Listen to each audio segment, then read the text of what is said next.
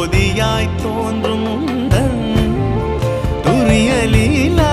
வைபவங்கள் பல என்று மறை சொல்லுகின்றதே அறியே வித்தனாய் நினது புகழ் பேசித் திரிந்த நின் பெருமையை நினைத்து பாடி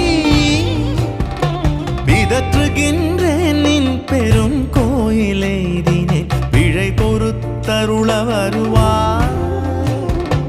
தத்துவம் அனைத்தும் ஒரு முத்திரை உரைத்திட தந்த சத்குருநாதனே